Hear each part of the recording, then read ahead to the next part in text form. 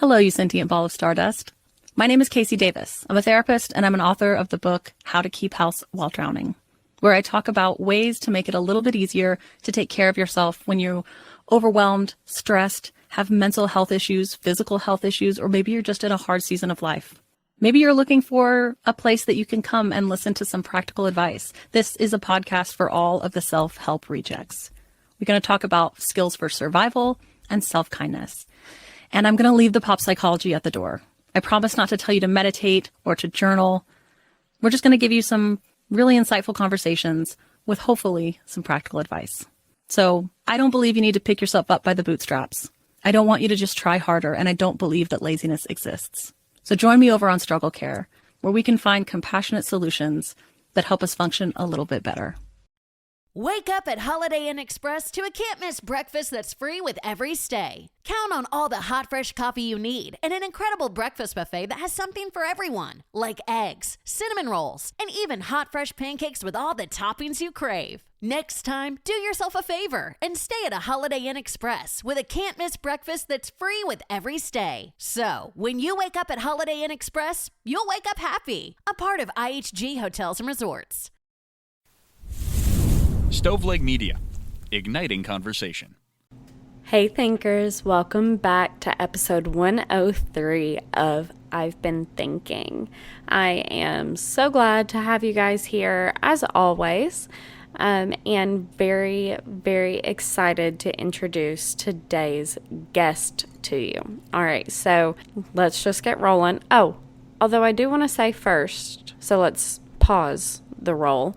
I do want to say thank you for letting me take an episode off. I really got overwhelmed with a lot of stuff. I have been picking up my artwork and doing some different stuff with that. So really, I mainly got overwhelmed because I was finishing some pieces up to enter into an exhibition here in the Florida Panhandle that I'm really, really excited about. It's a really exciting new opportunity for me, so it kind of got the best of me.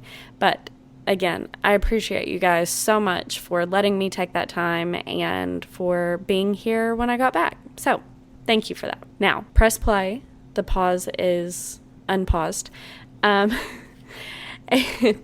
Today's episode is with Brooke of Brooke and Pippa. She is a TikToker and YouTuber, mainly a YouTuber these days. And Brooke is the human counterpart to Pippa, beagle mix, puppo, really freaking cute. But these two go on nomadic adventures together. So their whole situation, the whole reason they're here today is they are talking about their budget attainable nomadic lifestyle. Okay. So, well, Brooke is talking about it. Pippa is just nearby. So Brooke is telling us about how social media affected her journey.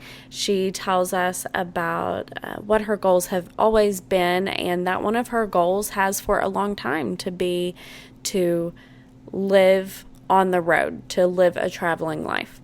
So she was able to attain that.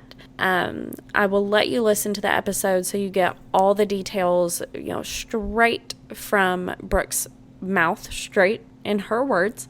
But she tells us all about making content your job, about making traveling your life, about being able to travel and live that nomadic lifestyle on a budget and in very, very attainable means.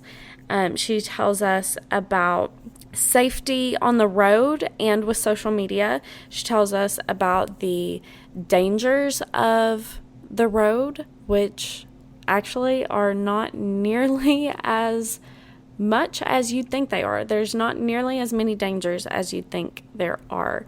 I'm recording this intro kind of late at night, okay? So just bear with me, guys. And she really talks to us about the importance of community in everything that she does as a creator and as a traveler, and about how she has become an emblem of representation for some people. And I just think that that is really incredible and really exciting to get to talk to her about that firsthand. So yeah, we kind of cover, as usual, a handful of different things in this episode, but it is a really good one. It's really interesting. Brooke has a lot of interesting things to say, and she is a compelling listen. So with all that being said, I'm excited for you guys to hear more. And don't forget, check out I'veBeenThinkingPod.com for resources, for links to Brooke's socials, to her YouTube, and for some of the highlights from today's episode. Now, all that being said, thank you guys, and here's Brooke.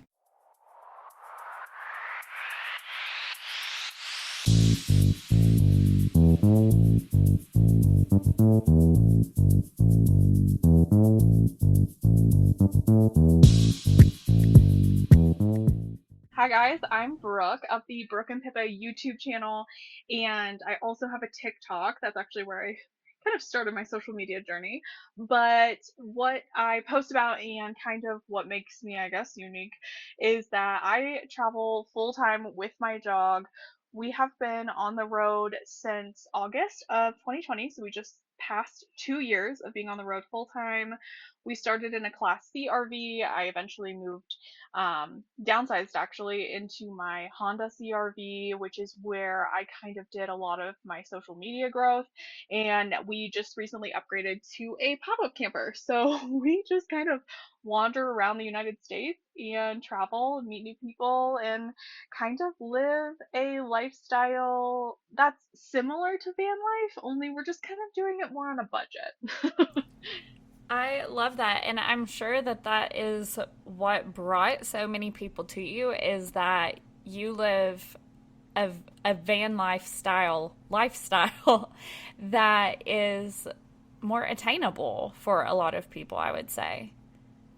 Yeah, and it definitely needed to be attainable for me as well. I don't know how much you want me to go kind of into my backstory, Oh, but hit it, uh, sister. okay. We started, I had been thinking about getting on the road for a long time. Van life kind of got popular like 2017, 2018, I feel like on Instagram mostly, where you would kind of see that. And I started watching, obviously, on YouTube, those first kind of set of people who really were building out bands and everything. And I'd been thinking about it, but I was a hairstylist, so I was very, very tied to a location. And when the pandemic hit, though, I had to close my salon. I kind of was in a little bit of like a rock and a hard place because I was self employed as a hairstylist. So, because my salon was closed, and everything in the world was kind of shut down, I also didn't then have proof of income to re-sign my apartment lease. So I decided to sell everything and move into an RV and just kind of take the leap. And when you're in a pandemic situation where you weren't like saving for years and years to start on the road, I basically had to find an RV that I could buy for the value of my car, that when I sold my car and all my stuff. So I got on the road with very little savings, very little preparation, if you can even think like a couple months I had before I had to move out of my apartment. So my goal has kind of been this entire time to create content around teaching people how to get on the road with a smaller budget. So you don't have to save up, basically a down payment on a house to be able to get out on the road. You can definitely do it for super, super cheap. And I figured out all those ways because I've kind of had to, which I think is pretty realistic. I mean, we all wake up to the same view every day. I don't know why you need to do it with something that's, going to put you in debt. Right. No, that's awesome. And it's really awesome, and really interesting the way you came about it. I think it's becoming such a normal story that the pandemic has thrown us all into this place of like figuring out, well, maybe not all of us, but so many of us into a place of figuring out where we'd rather be, you know, or like what we'd rather be doing, however you want to say it.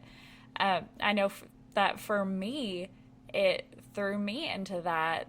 I graduated with my master's degree that I thought was going to be like taking me into a really secure field in May of 2020, and obviously there were no jobs open at that time.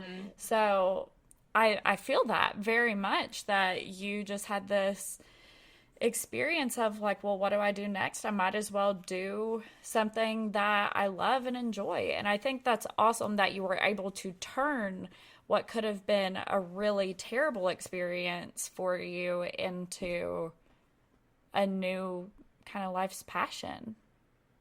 Yeah, I definitely have always wanted to get on the road. This isn't something like I technically was forced into. Right. I technically had a choice. I do like to make that very clear that I don't discount the fact that there are so many people, especially now recently, that don't have the choice to move into their vehicle, and they're facing some really gnarly like homelessness type situations and not getting any help. And like there's definitely a lot of reform we need to do to get people into safe housing and all of that. I do always recognize that I do have a privilege, that I did technically get into it by choice, but it really wasn't much of a choice, I would say. Right. So I think that's where it becomes a conversation piece too, of for a lot of people that, you know, maybe that is their last kind of resort. It is a choice for them. Maybe they weren't completely, you know, just put out. But at the same time, if they want any kind of disposable income, if they want any kind of freedom from paycheck to paycheck lifestyle, maybe it is moving into a vehicle or an RV and kind of showing also that it doesn't need to be so awful, I guess. I do get a lot of comments about like glorifying homelessness and things like that, but I think at the same time there is now this kind of middle tier of people who, yeah, I had a choice, but it was kind of my last resort to continue to be financially stable. And so I don't think it's glorifying anything other than bringing light to the reality for a huge portion of our population now. Right. Yeah, that's really interesting that you get comments, like hateful comments, I guess, about glorifying homelessness. That's not even something that ever even crossed my mind about. Well, because I'm definitely not living a luxury lifestyle, I would say. I definitely don't. I am very open about talking about the good and bad of everything. And especially when I was living in my SUV, I was living in a 2004 Honda. I was not living in something super fancy that wouldn't be attainable for somebody, even if they were in a pinch financially. So I also think it's funny that people comment those kinds of things, because Right. they're trying to pretend I'm living in like a $200,000 car, and I got mine for like less than $2,000 off of like Facebook Marketplace.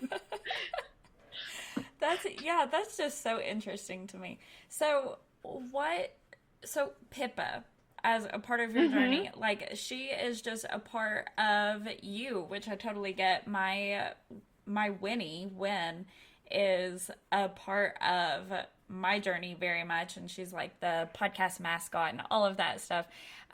Pippa has become, or has she always been with you, or did she go on the road with you? Did you get her on the road? I'm curious about that, because I don't know that part of the story. Yeah, I've actually had Pippa since 2014. She's kind of a grandma. She's a lot older than she looks. She is. Yeah, so she's actually turning 10 in December. So we've been together for a very long time. We just celebrated our, I think, eighth gotcha day. Oh. So she's been my sidekick forever. We've gotten through way harder things than being on the road. So I like to kind of joke that this is her retirement that we're doing I love it. because most of the time throughout my 20s, she was my, little support system. But I also was like a single working dog parent, you know what I mean? And I had to go to work and she had a dog walker and was at home most of the time by herself. So this is kind of her retirement where we don't have to leave each other at all pretty much, except for when I go grocery shopping or, have to stop at a gas station or something.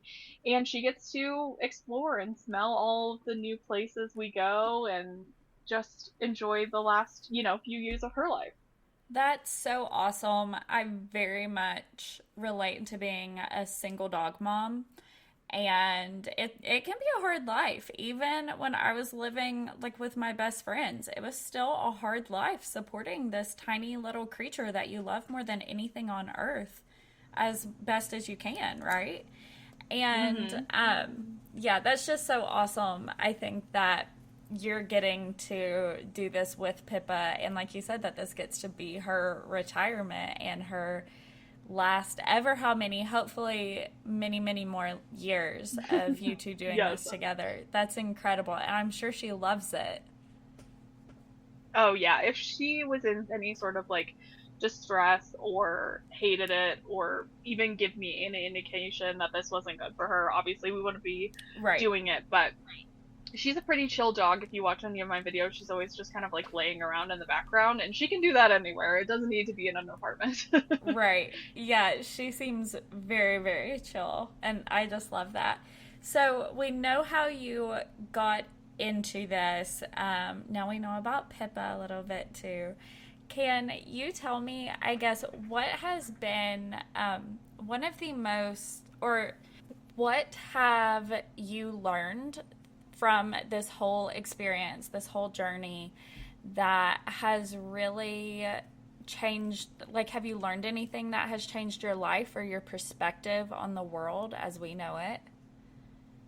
Yeah, I feel like I've really, really learned to trust myself, which sounds kind of like duh, why wouldn't you trust yourself? But at the end of the day, I think I relied on a lot of people's opinions and really looked for validation outside of myself for a lot of my lifetime and didn't realize how much I put weight into other people's opinions on, the next work decision or the next location I should travel or this or that. And when you're out here by yourself, especially like trying to stay safe, learning to go with your gut, learning to trust in your decisions is like a huge factor because at the end of the day, like I can't rely on someone even if I do call a friend and say, hey, do you think like this seems like a good campsite? Like they're not here with me.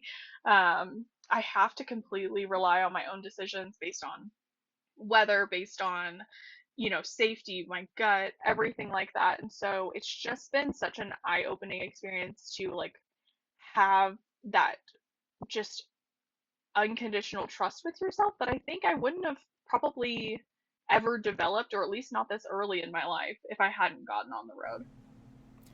That's really awesome that that has been one of the things that it's encouraged within you, I guess, is that kind of trust. And I think that along with that, there comes confidence and courage too. And, some people might argue that what you're doing doesn't qualify as courageous, but I would say it does because, like you said, you have to make decisions for yourself. And this has been a decision for yourself that was against the status quo, kind of against Hmm. societal expectations, and that could definitely put you in a rough position at one point or another, or a bad position at one point or another, and could put you potentially in danger. So I think that doing this thing for yourself is very courageous. Well, thank you. You're I welcome. guess I'm so used to it at this point, I don't really see it that way either, but I get that comment a lot, definitely, from other people who really are very sweet in telling me how much maybe I've inspired them to go do something that they, wouldn't normally do, even just like by themselves, just going even to go get lunch by themselves, because they're like, if you can go travel alone, I can definitely go get lunch by myself and be awkward at a table. And I think it's really interesting how some of us just rely so much on other people, and not that that's a bad thing, but I think you have a you have to like work that muscle of being alone and learning the ins and outs of yourself, so you can even be a better person when you are around other people as well. You're absolutely right about that. I have found there have been times in my life where I've been more dependent on friends than other times, on friends or family than other times. And I mean that just like emotionally dependent, right? And there have been things that have, things that happen in my life, whatever it may be, that have made me step out of that dependence. And it's been hard, but it's just like you said, flexing a muscle. So when, like, for example, when my boyfriend Adam and we moved all the way from right below Cincinnati, like right outside of Cincinnati in northern Kentucky, all the way down to the Florida Panhandle. And we didn't know anybody here. And it has been such an exercise in moving from somewhere where our family is anywhere from 15 minutes to 3 hours away to everybody being 12 hours away, and not knowing anybody here, not having even any friends from college within an easy drive. And it's been a really huge learning curve. And it's also been something that has really encouraged both of us to step out and experience new things in new ways. And there are so many people who, even if they think they want to take a leap like that, they're scared to, because of how lonely it can be. So I think it's incredible to see you putting that out there in the way that you are, because clearly people are being inspired by that, and you can put that out there and help change people's lives. And just make it more attainable, I guess, for people. I feel like I'm very much a normal person. I don't I don't curate anything to perfection. I've never bought into that kind of like marketing ploy or anything like that. So I think Right. I do come across pretty average because I am. And I think it's it's more realistic to come from something that doesn't feel so curated, or like fake on the internet. And just I try to be as authentic as I can, especially with good or bad or whatever, so then people can maybe see a little bit of themselves in me, to even consider the fact that like, oh, this might be something for me. And especially recently I've gotten a few more comments of like even just plus sized people not realizing that like people who have different body types can also go camping and travel, which I think is wild, that marketing and things like that have made it feel like you can't go sit around a campfire just because you're a little bigger. I Yeah. think that kind of stuff, it's so wild that so many different groups of people don't have representation in the travel community or in the outdoors community, that I didn't even know I was kind of stepping into that role either, that somebody needs to see that so they can feel like they can do it too. Absolutely. That's so. I think that it's really incredible when people step into a role like that accidentally, that they don't even realize there is a spot for them to fill, and they just so naturally, as it seems you have done, you have just so naturally stepped into this niche of being a person so many people need to see represented.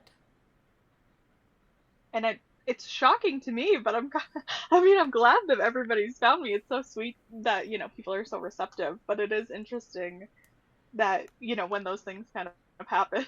It's a little hard to get Absolutely. used to. No, that would definitely be hard to get used to. I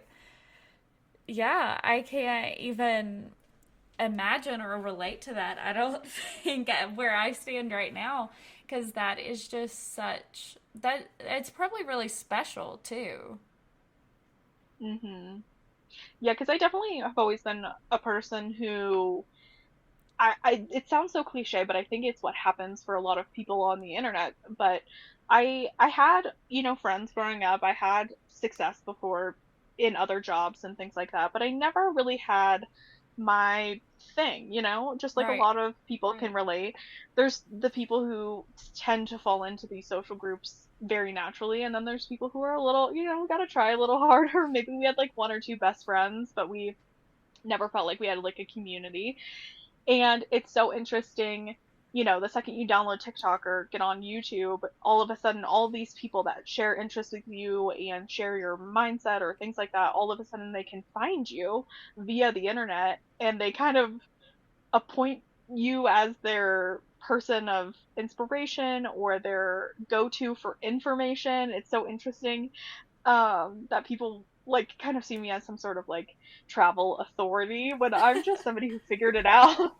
I just watched other people as well. I don't think there's anything about how I do things that's super, super special, but it's interesting how the internet works because I think that's the fun part too is that anybody can do TikTok, anybody can YouTube. I totally wholeheartedly believe that. I don't think you need to have some sort of special quality other than maybe consistency because your people will find you. Like, there's enough people out there that you can find your people. And I've made so many friends doing this and so many connections that, especially within the travel community, kind of like you said, when you moved, you do have to put yourself out there in a different way. And when all of your friends travel, it's a different way to meet people. And you can't just, I don't know, I guess you can just walk up to people at their campsite, which I don't recommend.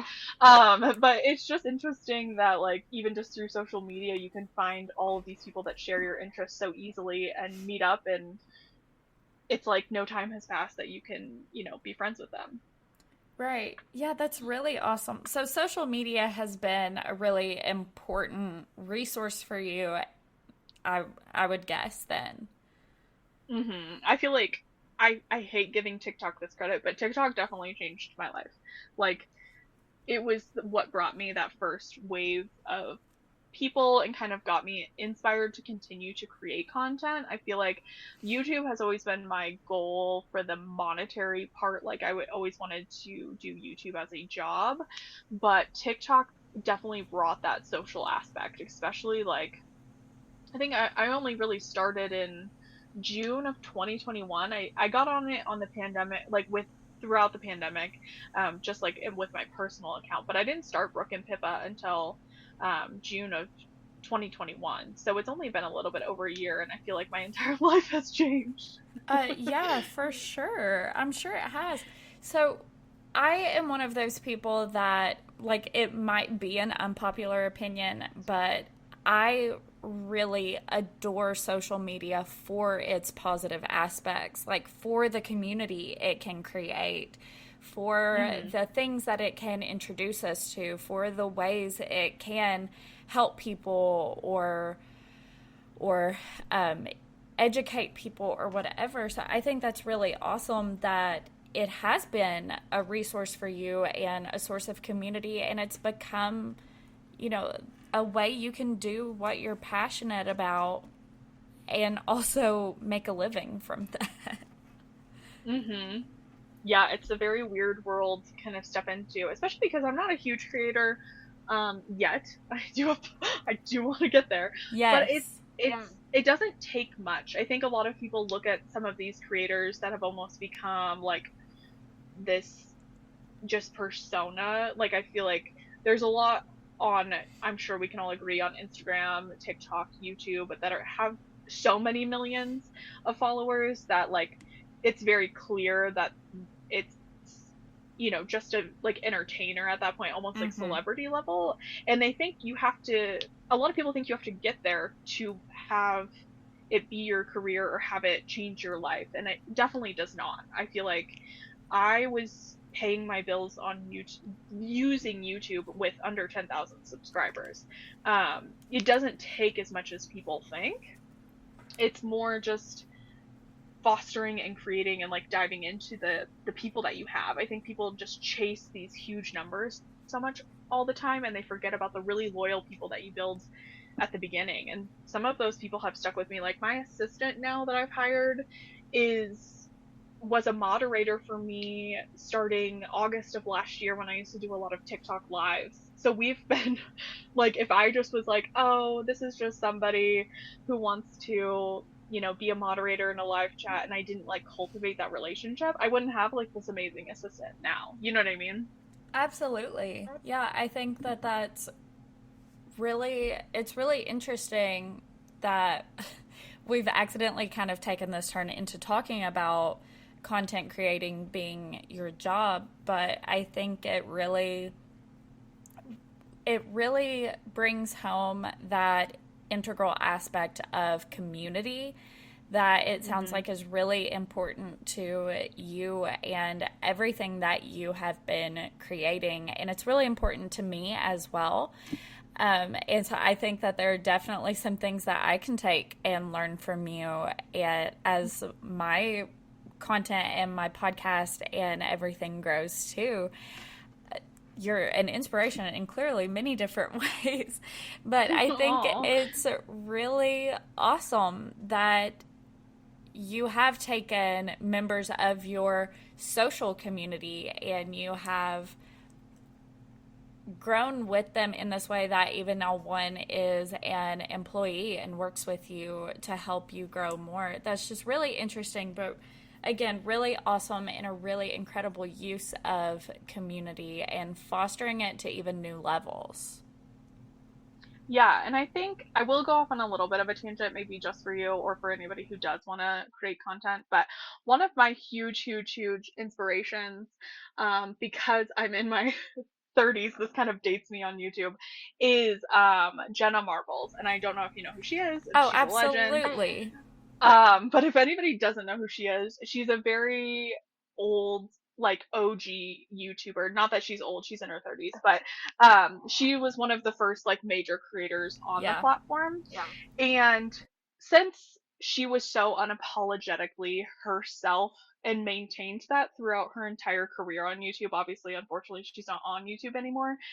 But she said always her goal was that she just wanted to make enough money to never have to leave her dogs every day. And I felt like I really resonated with that, and I was like, okay, if I ever get online, I really want to be myself, and I want to have the connection that she at least came off. Like, I never would watch one of her videos and think, oh, she's just like this crazy huge YouTuber. She would never care what people wanted to see in her content, or that she really knew her role in what she was doing. And obviously hers was very entertaining and like comedy based. And as much as I would like to think that I'm the funniest person on the planet, I'm not. So a lot of that content obviously wouldn't work out if I tried to do that. But I kind of took that with a grain of salt when I created my channel, and I said, okay, what am I good at? And what can I do? I'm really good at being a real person. So when I would do a lot of Facebook, or not Facebook, TikTok lives, I made sure that to my best of my ability, I would try to read and address every single comment that came through as long as it was sustainable and answer those questions.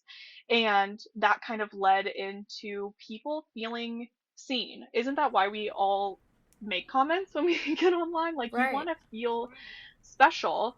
And that's not in like a manipulative way where I'm just trying to make people special so they'll follow me. But it's like, if you really are interested in someone and they're receptive to answering your question, you're gonna continue to create that relationship with that creator.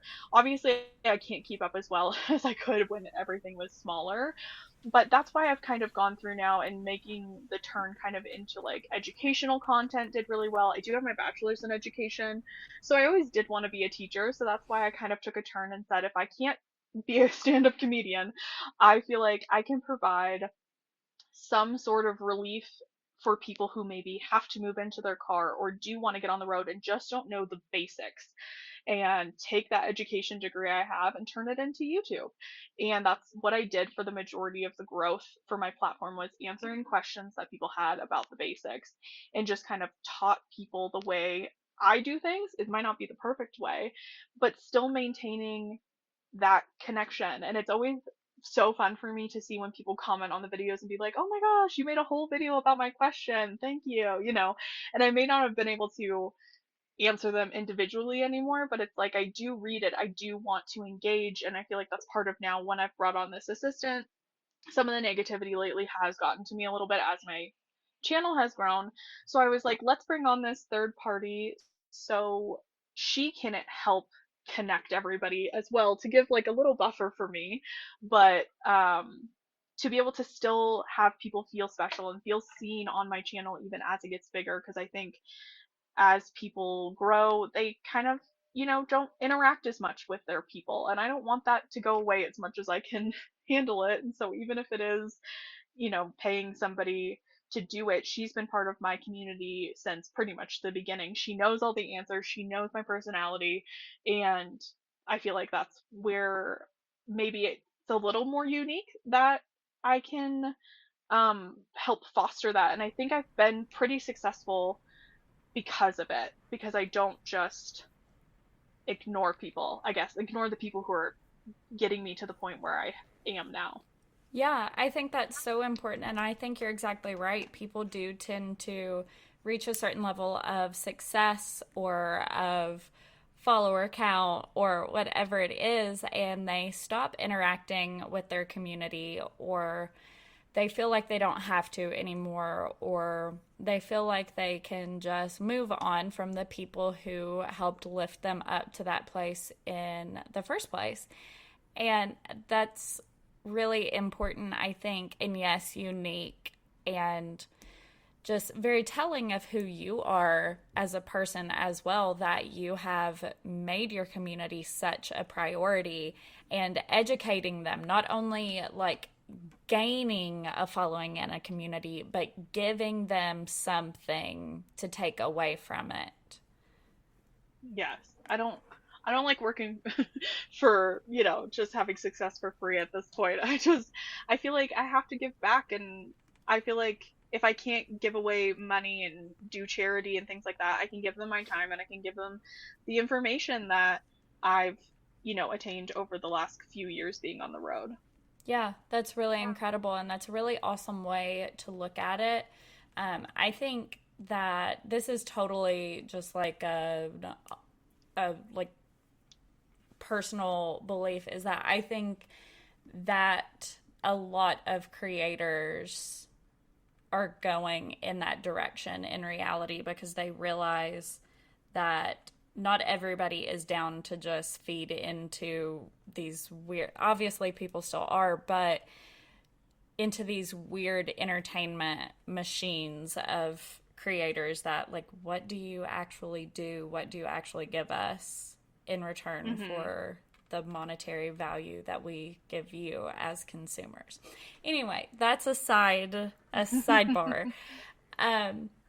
I also wanted to say that I think you and we are cut from the same cloth in some ways, because I also firmly believe that I could be a stand-up comedian, even though I am only situationally funny. And I'm aware of that it has to be in the right context for me to be really hilarious, but I'm still fully convinced I can have a Netflix stand-up special one day. You should go for it. You never know. I doubt it. I told somebody one day at work, they said something, and I was like, yeah, I'm pretty funny. And I was saying that to be funny. And she goes, oh, tell me a joke. And I'm like, first that never works when people put you on the spot like that. Right? I'm like, first of all, that's kind of a dick move. And second of all, you can't be funny when you're told to be funny. It's like when you say, I know karate, and somebody says, well, show me a move. Yeah. What do you mean? I could have learned this from any movie. Anyway. Well, you just never know. I mean, I don't think college Brooke sitting in the kitchen watching Jenna Marbles, give people the stank face at the club video would have ever thought that I would be on the same platform creating content, a decade later. So you never know. You might have your Netflix special one day. That's true, and that's so funny that you brought up Jenna Marbles, because I'm 27, So I'm not the same age as you or her, but I still watched her. My friends and I watched her all the time. I remember one of my friends was obsessed with her, like, knew everything. I was not that deep, but I watched Jenna with her a lot. And so, anyway, brought back the memories. Good. It's probably a good one. Yes. She's funny. She is really funny. I can't remember why she's not on YouTube anymore. I'm gonna have to Google that after we stop talking on here, because I think she just needed a break. Yeah. She's been doing it for a really long time. Okay, I couldn't remember if there was like a story or not. I was like, I think she had some like videos come up that had a little bit of controversy. Yeah. And I don't think anybody ever like tried to cancel her or anything, but I think she just kind of took it as her out to get off the platform. Fair. Which I don't blame her. No, for sure, especially when you're tired. I mean, she put more than enough work, I think, on the internet. Yeah. Yeah, for sure. She can enjoy some private time now. Yeah. Absolutely. Yeah. Absolutely. So that brings me to another question. Has your I guess the publicness of your life now, there's a word for that, but I can't think of it. Your life being more public now on social media, has that ever become a problem for you with your travels? Or has that ever scared you? Not with my travels. People on the internet are 100% scary. For sure. I don't use my last name anywhere. For that reason, so people can't find out more information, I guess, about me than I would want. But at the same time, I don't post any content in real time. Even if it seems like I am, everything is delayed, which I think is what a lot of people do on social media these days, even if you live in a stable place, just so people can't figure out where you are. But I think it's more of the parasocial relationship issue. I've noticed. I think I've heard a lot of people talk about it because people who are on social media that have a bigger following tend to fall into the, oh, you could be my friend right now category, and they create this relationship with you, but they forget that they know everything about you, but they're a stranger to me. Right. And so that gets a little kind of scary sometimes. I've had two like kind of stalking incidents, both with women, ironically. Everyone is always concerned about men, which they have their own issues with. I will always say that. I'm not a fan of the regular man.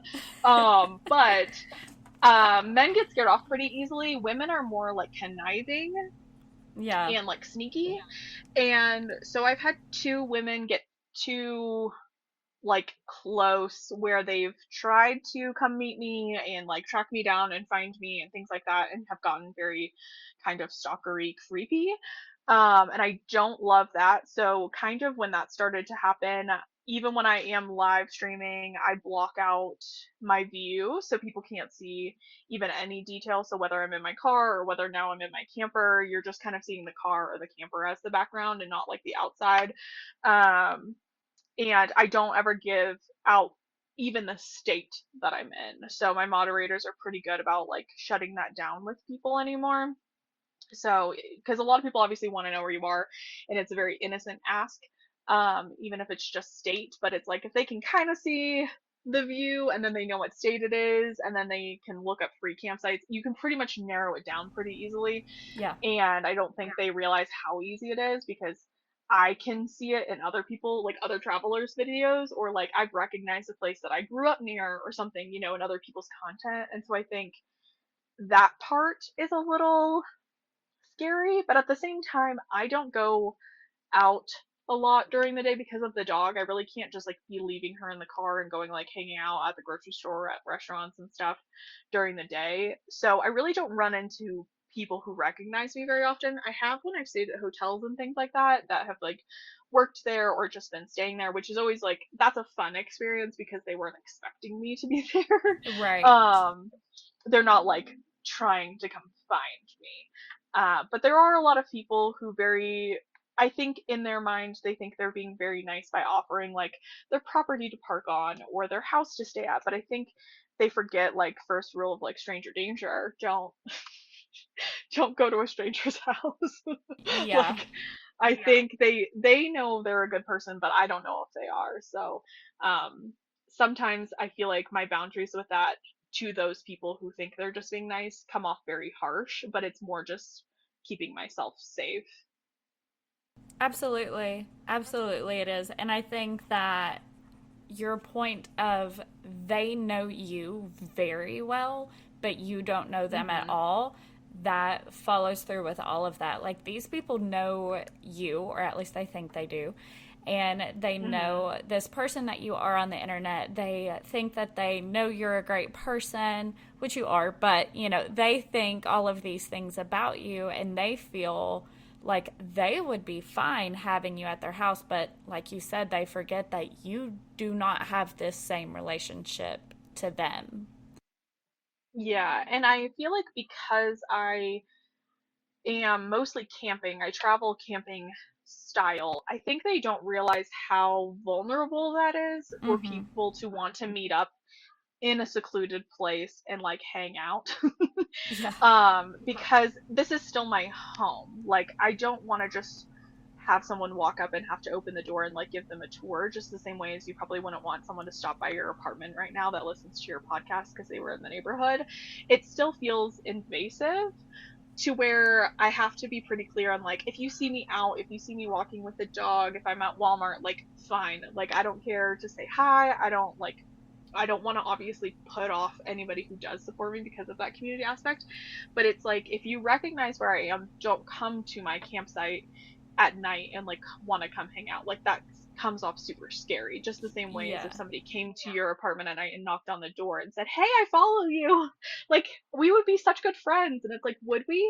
Because I would never show up to somebody's house like that. Yeah, that's just a really fucking weird thing to do in general. Like, the fact that people think Yeah. that's okay is beyond. Yeah, and it puts me in a really vulnerable position where a lot of people are like, "Would you ever do like meetups and things like that?" And I feel like I don't feel comfortable with it yet. And I feel like it's just going to get worse the more the more things grow, but I've never felt comfortable like giving a place and time to like come find me. Yeah, that can be really problematic. Well, and this is my last question for you, and it's more Yeah. for the listener than anything, is if you were not a content creator, if you were not a public figure essentially at this point, and you were still doing this camping nomadic lifestyle, what say would there be any different safety measures that you'd be taking, or what would you suggest to the listener if they want to get into this kind of life? I would say practice. I always, always, always talk about practicing. Do not sell all your stuff without ever spending one night in your car, in your new RV, in your van, whatever you want to call it. Um, I traveled without being on social media for almost a year before I ever made my account. So I can't answer like that question as well of like what safety measures I took. And at the end of the day, I actually feel like I took more during that time when I was alone because no one would know I was gone, which sounds bad.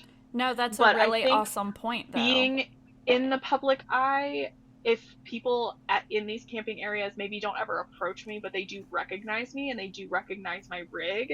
And if you think I've had another whole year under my belt, and I think it seems like you're very much alone, but a lot of people follow the same pattern of states they go through, especially if they follow the weather like I do. So I do see a lot of the same people. Like even at my campsite now, I just camped near this other person in another state a couple weeks ago, and because the weather is good, I saw them show up like mid last week, and I recognized their rig because we were neighbors before. You know what I mean? So like there's Right. people kind of watching out for you. But at the end of the day, if I just stopped posting, if I just like went completely ghost on the internet, at least it would raise some eyebrows, I guess. Or like maybe someone would like call in a wellness check or like contact my assistant and see like what's going on. And if she can't contact me, I have now all these people who would try to find me. Whereas before I was traveling like alone and I really wasn't posting it because I was nobody, you know what I mean? And I was just like, Mm-hmm. well, my friends and family, they're not super supportive of it, which is a different thing. But like no one would kind of know where I was if something went wrong. And so I feel like I was much more nervous about traveling then. Whereas the actual having a following did actually bring me, as much as it's, I don't want strangers to come seek me out. There are people who are in this community now that we all know who each other are. We kind of can look out for each other. So I do feel a little bit safer now than I actually did before. Um, Not to say that people who are starting out who don't have a social following should be scared, but that's where that practice comes in. Do it on the weekends. Just do it one night at a campground that's like 30 minutes from your house. If you get that scared, you can drive home in the middle of the night if you need to. You know what I mean? Like, even if you didn't want to pack up your stuff, you could come back the next day and get it. Like, do those little practice runs. You don't have to jump in to this lifestyle all at once, because I definitely didn't. I used to just do weekends close to my house, sleeping in the back of my car, same thing that I had done before with the dog, and that gets you over that nervousness, I guess, at the beginning. I think that's really great advice, and I think it's really awesome, but also really interesting that your following has given you such a sense of community and safety. Just even as it can be scary sometimes, which is what that's kind of just the human condition of living in any kind of society, I guess. That's almost what we create for ourselves on the internet is our own little societies, our own little social circles and institutions, and safety can be a part of that, as can danger. Hmm. But that's awesome that it has given you a sense of security. I think it's exactly the same kind of thing that we saw with Gabby Petito going missing when she Hmm. stopped posting. People noticed. Yes. And I would like to make it clear on your podcast that that was fully domestic violence and that Oh, was nothing to do with traveling. oh, yeah, absolutely. There's quite the narrative on that on the, I don't know, social media front. That had nothing to do with traveling in a van. That is domestic violence that happens unfortunately daily to hundreds of thousands of women all over the country. So that was such a tragedy, and I just can't get over that part. But yeah, you have to watch out for people. Sometimes, you know, being on the road does bring out different sides of people for sure. So if you are getting on the road with a friend, even, or a partner, you have to really make sure that just the same way as traveling through an airport. They always say like travel with your partner beforehand. How do they handle those stressful situations? Being out here isn't super easy all the time, and I would hate for any other women to end up in that situation, even though unfortunately we don't have enough mental health for men or for even police officers or things like that to recognize the signs when there was clearly an issue, and all of that could have been prevented.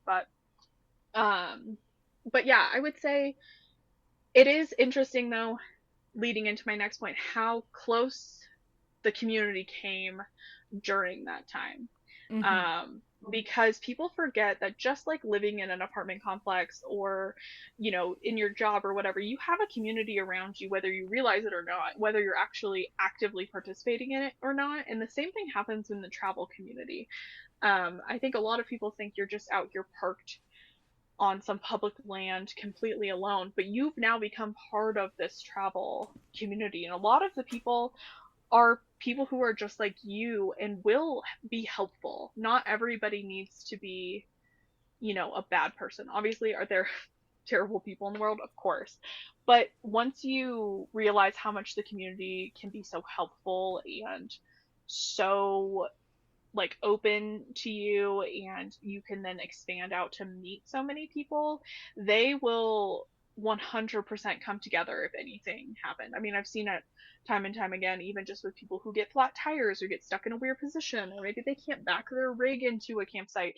There's a lot of community that will come together that you don't even realize that you had so much help, even if you never, kind of put forward that karma before. So it's definitely not like this dog eat dog world out here that I think the media portrays, that it's so dangerous and that, there's a serial killer behind every tree lurking. It's usually a family of four or like an older couple who's been on the road, retired for 5 years, and they know all the tips and tricks. And if you just stopped and chatted with them instead of being so closed off, which I get it, if you get a bad vibe, you don't need to talk to somebody who obviously gives you a bad feeling, or even be nice to them or give them the time of day. But some of these people who've been on the road for a long time, they know all the little tricks and secrets, and you can learn so much just from people off of social media as well.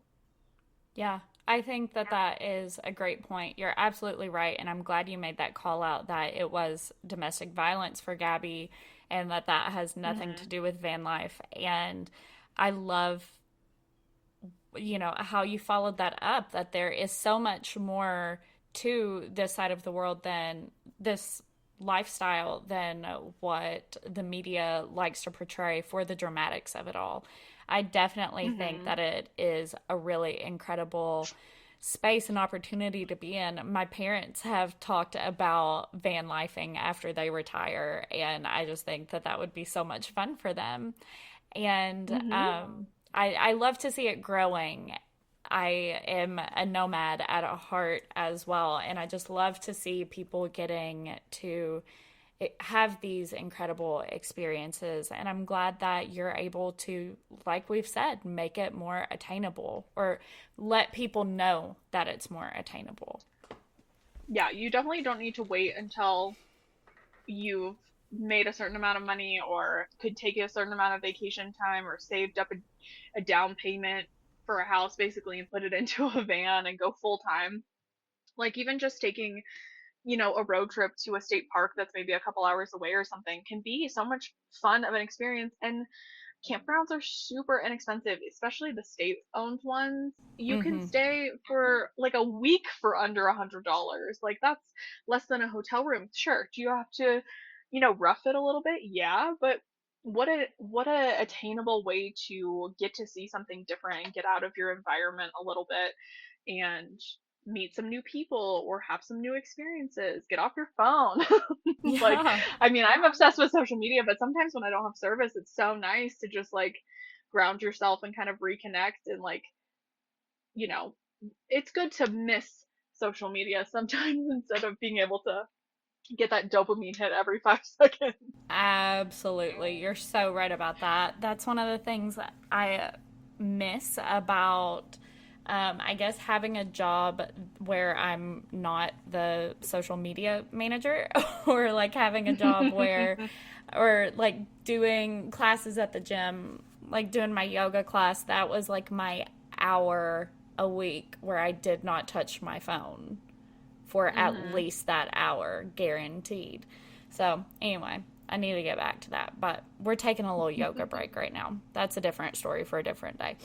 But are there any resources, definitely your social media, but any resources that you would highly recommend to anybody who is interested in getting into van life or learning more about just being a nomad?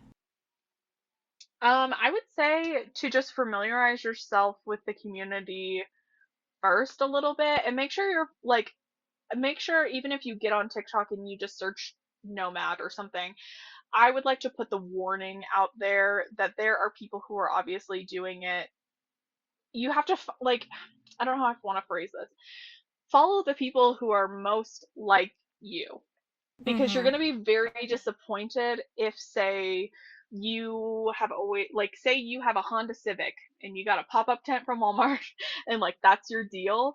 Follow somebody else who also tent camps. Don't follow somebody who has a 40-foot RV with a shower, bathroom, full kitchen, and like a 55-inch flat screen. You're not going to get the same experience. Obviously, you can follow them if you like their content, of course, but the tips and tricks are not going to be the same for every level of travel, if that makes sense. So, a lot of people obviously followed me specifically because I was in the car, because that was what they had. They had an SUV, they felt safest sleeping in the back, and like they wanted the tips and tricks for that style. So if you can't imagine ever sleeping in a tent, don't try that then. Maybe Right. follow someone that rents, cabins or something when they travel, or follow somebody who has a rig that's attainable for you to get. Don't, I guess, get your hopes up too high, because amenities do make all the difference when you're out here as well. So I would just say be realistic when you're doing your research of what you would potentially be doing, or try multiple types, maybe try to go tent camping and know that because you watched a couple car campers that you can set up a mattress in the car in case you get scared so you can go sleep in the back of your car. You know what I mean? Like, Mm-hmm. you can follow multiple things, but just make sure you kind of think through who you are as a person before you expect, perfect van life, but you just have, a $99 tent from Walmart. Not to say that you're like Absolutely. a bad person for that, but just like make sure you know what you're kind of getting into. Right. I think It's the different. expectations, um, there's been a lot of chatter on TikTok lately because there was a girl who made a video being like, every van lifer is lying to you and they all have trust funds and living in your car sucks. And it's like, yeah, because you were following van lifers, but you live in your Jeep. Yeah. Hello? Like, and they have a roof, they have like a $4,000 rooftop tent, and I didn't even have that nice. And I was like, okay, but rooftop tenting is different than van lifing. Like, Mm-hmm. you have to be realistic. Like, and if you don't have a remote job or you don't have the budget, you have to follow the right people. Just follow the right people and make sure you're, really researching the people you're following too. Because these days, sometimes people are only trying to sell you things, or they're trying to you know, kind of commit people too early on. Like, I quit everything and just jumped in. I never spent the night in the van until it was completely built out. You can do it too. And it's like, I don't recommend that at all. Mm-mm. Please sleep on the ground first. See if that's okay, because that might be your plan B one day if you can't afford a hotel because your car broke down or something. Like, if you're Yeah. gonna jump in, do your research. Yeah, I think that's a really great point. I mean, that's like following people who only stay at designer hotels and the Ritz-Carlton and stuff, and then you're mad because your experience isn't the same when you had to stay at a hostel. It's not to say that either of Yes. those people are bad. You were just not expecting the right thing. Yeah, like, know your non-negotiables. Like, I would never stay at a hostel because I cannot imagine somebody, like a stranger, sleeping above me. Yeah, I that's and wild to me. But I would rather sleep in my car, and a lot of people would be like, hell no, you will never catch me sleeping in the back of my car. But I would stay in my car in the hostel parking lot and sleep in the back, just so I didn't have to sleep underneath somebody. Or like, there's a lot of people who are like, I would never be able to do it without a bathroom. And it's like, that's okay, but maybe you should then stay at campgrounds so you can walk to the bathroom, like Right. things like that. Just know your non-negotiables before you even get into it, or get out there and try it with what you have so you can figure out what your non-negotiables are, because you may not even like being outside. You may not like the outdoors as much as you think you do. That's an awesome point. That is really good. Like, I don't know what I would do if I wasn't like promised access to a shower at least every other day at the least, right? Because that is something that I would make exceptions for incredible experiences, and it doesn't maybe have to be a shower. Like a river or a pond would definitely like suffice, but I need to feel at least decently clean, right? That right there is a Hmm. non-negotiable for me. Like I said, I can make exceptions, but generally a non-negotiable. So Yeah. I'm not gonna expect like I can sleep in parking lots for days at a time in the back of my car and then be mad that I'm not having this incredible experience. Yep. Yep. You got to be realistic about it. You gotta be It's fun to realistic. feed into the fantasy. It's fun to have goals. Like, I mean, I always knew that I was never going to stay in my car forever, and that's why I got a pop up. But at the same time, like, my pop up doesn't have a bathroom either. My pop up doesn't have a shower. But those aren't my non negotiables. Mm-hmm. I just wanted more space. I wanted a screened in porch, basically, to live in. And that's basically what I live in now, because I get to have all the windows open, all the fresh air, And I can still make the accommodation to go to Planet Fitness, to shower, and use my car as a actual vehicle now to just go drive me there, and then I can come back to my screen and porch and hang out. But there's a lot of people who wouldn't like that, and that's okay too. But you gotta know what you're getting into before you decide to jump in and have Most to definitely. use, a garbage bag for poop. Not everybody wants to do that. You're exactly right. Not everybody wants to do that. Oh, Lord, that's funny. Well, Brooke, thank you so much. Please tell us where the listener can find you. Where can we find you on social media so we can follow along?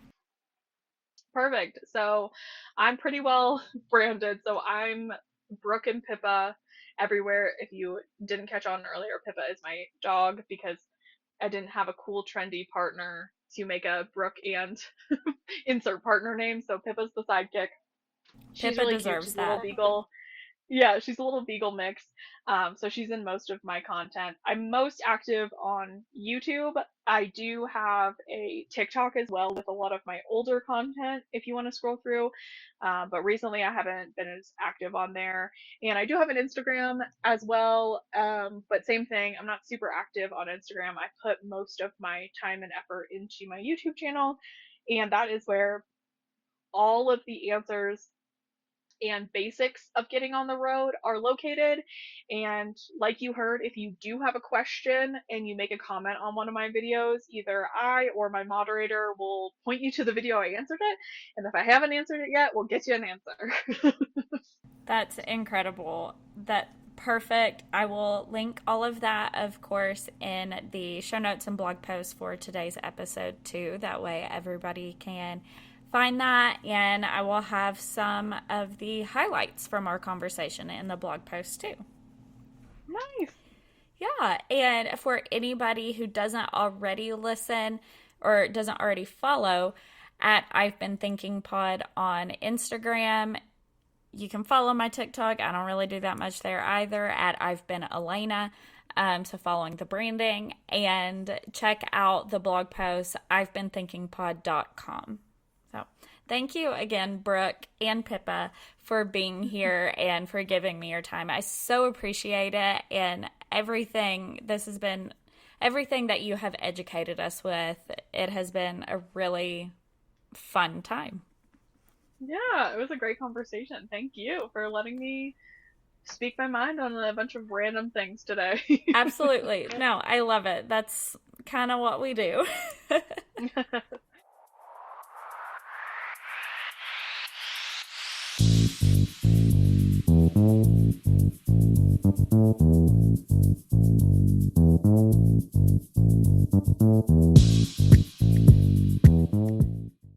Hello, you sentient ball of stardust.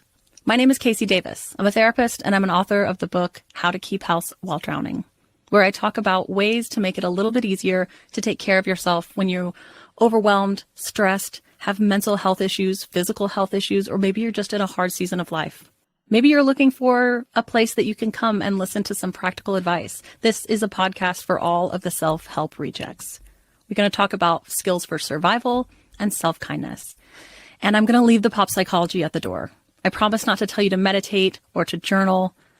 We're just going to give you some really insightful conversations with hopefully some practical advice. So I don't believe you need to pick yourself up by the bootstraps.